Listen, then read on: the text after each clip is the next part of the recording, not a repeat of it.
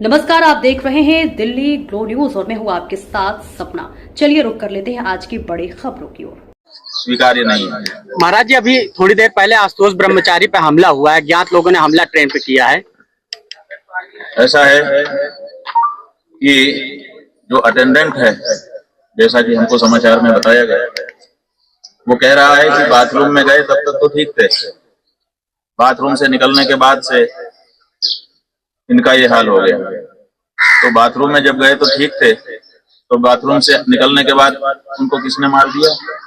ये बनावट है, केवल माहौल बनाने के लिए और सुरक्षा प्राप्त करने के लिए, इससे ज्यादा कुछ दिखाई नहीं देता।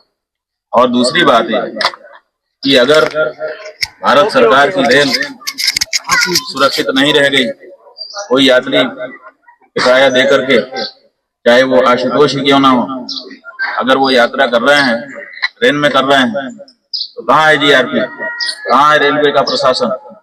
वैसे किसी यात्री के ऊपर हमला हो जाता है। ये तो सुरक्षित जगह मानी जाती है, उन जगहों पर भी अगर किसी के ऊपर सुरक्षा में ब्रीच हो जाती है, हमला हो जाता है, मुश्किल हो जाता है वो व्यक्ति, तो ये तो हमको समझ में नहीं आता है। इसका जवाब रेलवे प्रशासन को देना चाहिए। कि आज वो साक्ष्य सबमिट करने जा रहे थे कोर्ट में और इसी दौरान उनके ऊपर हमला हुआ है। ठीक है, हमने दो बात बताई। एक हमने बताया कि अटेंडेंट कह रहा है कि बाथरूम जाते तक ठीक थे, फिर बाथरूम के अंदर तो अकेले ही थे, कैसे हो गया?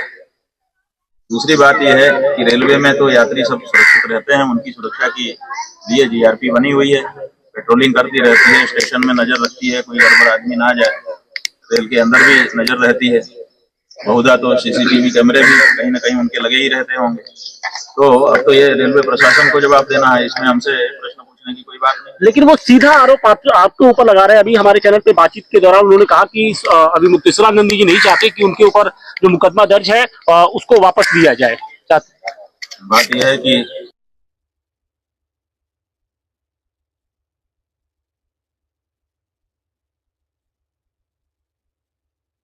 जांच ठीक से की जाए, निष्पक्ष रूप से, और दूध का दूध, पानी का पानी किया जाए। तो हम क्यों समस्या डालेंगे? जो व्यक्ति कार्यवाही का समर्थन करता हो, जो व्यक्ति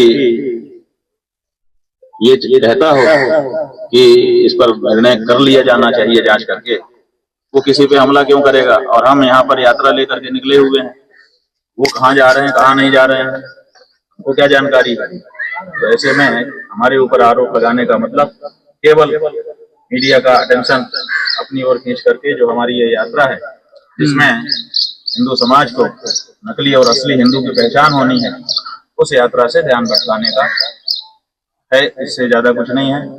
गजब की बात है, इस देश में शंकराचार्य के ऊपर निंदित आरोप लगाए जाते हैं और हिस्ट्री शीटर लगाते हैं। यहाँ पर पाताल, ऑपरेशन पाताल चलता है उत्तर प्रदेश में। ऑपरेशन पाताल का मतलब है कि जो भी अपराधी हों, अगर पाताल में भी छुपे हों तो उनको निकाल के लाया जाए। और यहाँ पर खुलेआम हिस्ट्री शीटर घूमते हैं और उनको पुलिस का संरक्षण मिलता है। तो ये जो बातें हैं, इनको भी ध्यान में रखने की आवश्यकता है।